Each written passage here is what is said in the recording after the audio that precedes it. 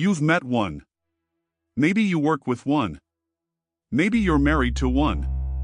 You just don't know it yet. They wear a mask so convincing that even the people closest to them never see what's underneath. Until it's too late. This is the Dark Triad. 3 personalities that live among us, hiding in plain sight.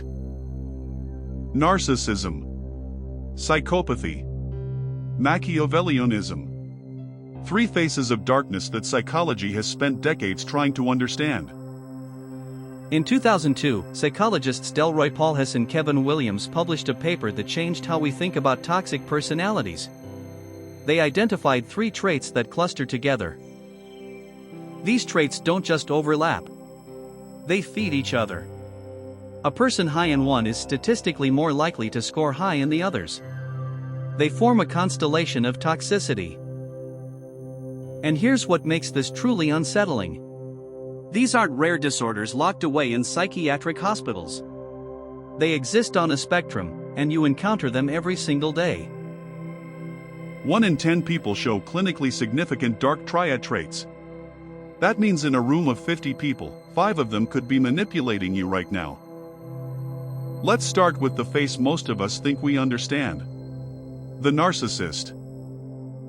In Greek mythology, Narcissus was a hunter of extraordinary beauty.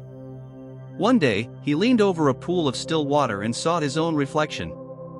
He fell so deeply in love with it that he could not look away. He stayed there until he died.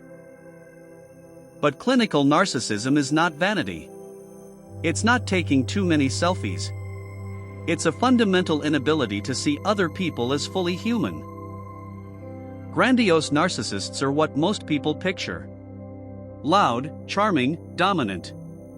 They believe they are special, entitled to admiration, and destined for greatness.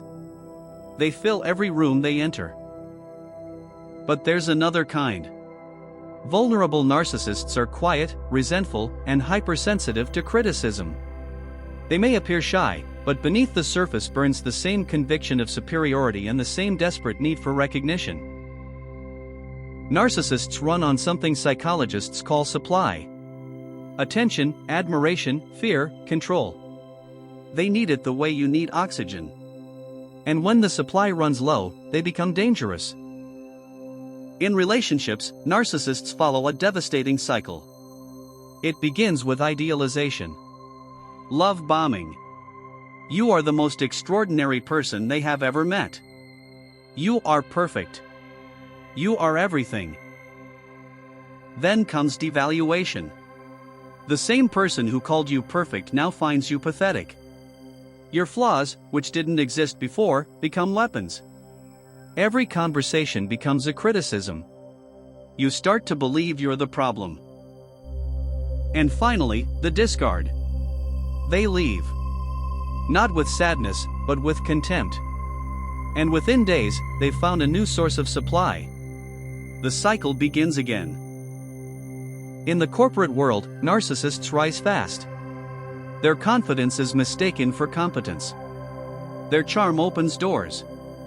Studies show that narcissistic CEOs tend to make bolder, riskier decisions that can either skyrocket a company or destroy it.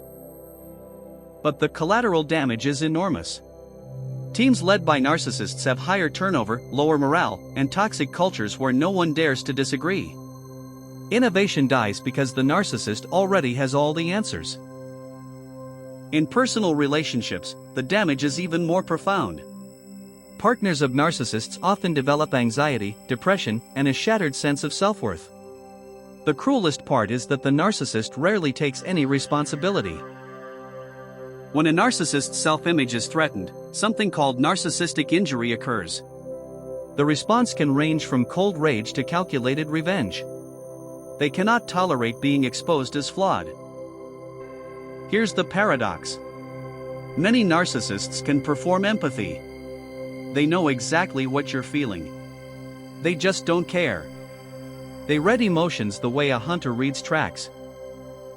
But narcissism, as destructive as it is, still craves love. The second face of the Dark Triad doesn't even want that. It's far more dangerous. Not all psychopaths are serial killers. In fact, most aren't. They're your neighbor, your coworker, your boss. They look like you and me. They just don't feel like you and me. In 1941, psychiatrist Hervey Cleckley published The Mask of Sanity. He described patients who appeared normal, even charming, but who were fundamentally disconnected from human emotion. His clinical checklist became the foundation for everything we now know about psychopathy. Decades later, Robert Hare developed the Psychopathy Checklist Revised, known as the PCL-R. It scores individuals across 20 traits. A score of 30 or above out of 40 indicates clinical psychopathy. The traits include superficial charm, grandiosity, pathological lying, manipulativeness, lack of remorse, shallow affect, and impulsivity. Sound familiar? Many of these overlap heavily with narcissism. Neuroscience has revealed something startling. Psychopaths have structural differences in the amygdala, the brain region responsible for fear and empathy. Their amygdalas are smaller, less active. They literally cannot feel what you feel. When shown images of suffering or danger, a normal person's amygdala lights up with activity. A psychopath's remains dark. They can see pain without feeling it. This is not a choice. This is their brain architecture. This is what makes psychopaths so dangerous. They are often the most charming person in the room. Confident, articulate, funny. They read social cues with surgical precision because understanding emotions helps them exploit emotions. Research suggests that psychopathic traits are overrepresented in corporate leadership, law, and politics. The very traits that make someone dangerous, confidence, fearlessness, ruthlessness, are the same traits that society rewards with power. Psychologists call this the successful psychopath. Not the criminal behind bars, but the one behind the desk. They don't break laws. They break people. And they do it completely within the rules. They play a long game. Psychopaths can maintain a facade for years.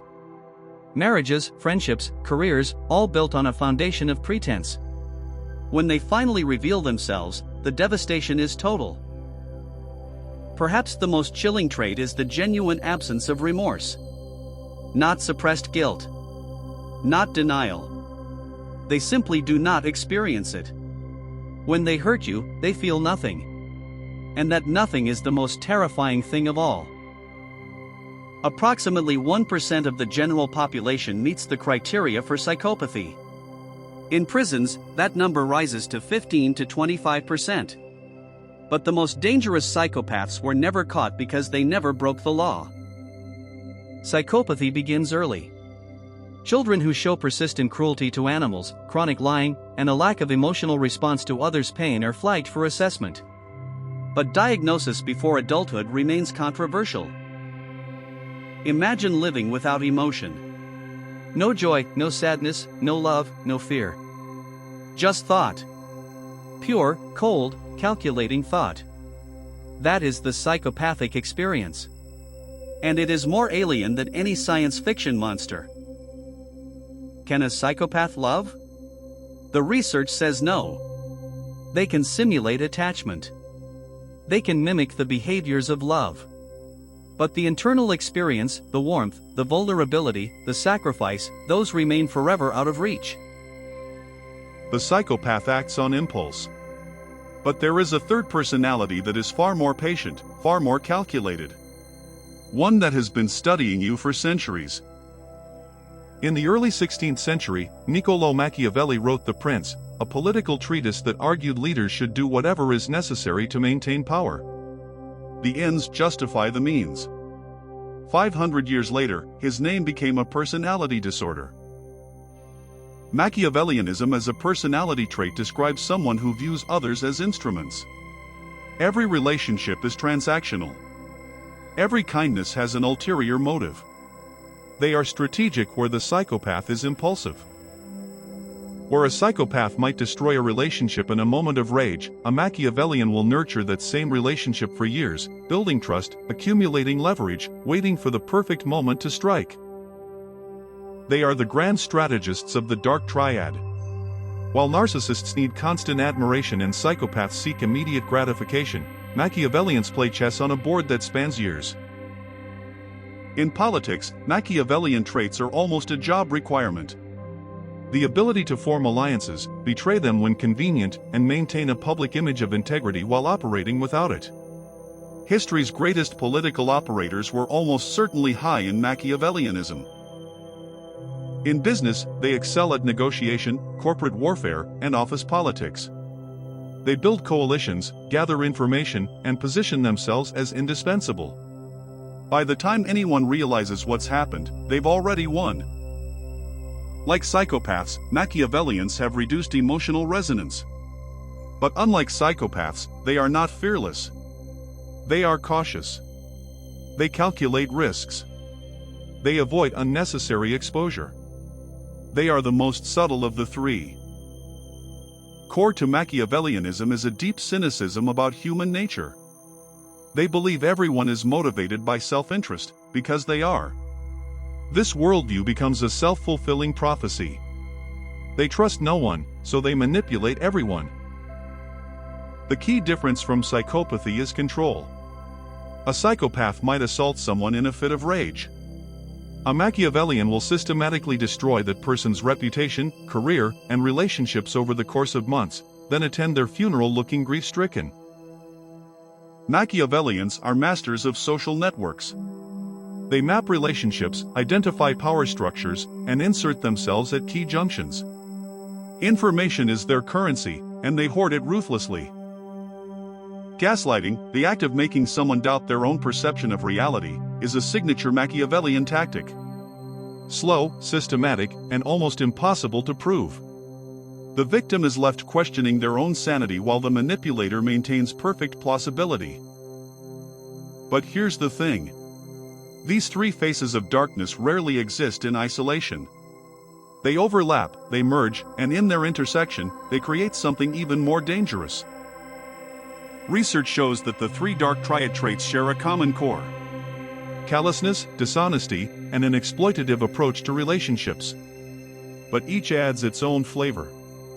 Narcissism adds entitlement, psychopathy adds fearlessness, and Machiavellianism adds strategic patience. Recent research has identified a potential fourth member, dark empathy. These individuals can deeply understand your emotions and use that understanding to hurt you.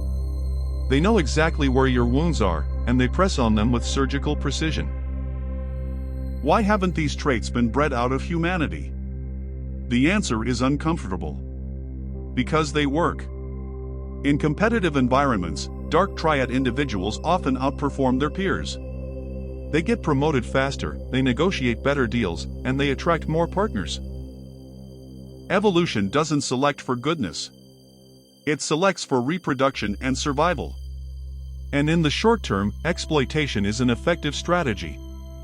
The Dark Triad is not a bug in human psychology. It may be a feature.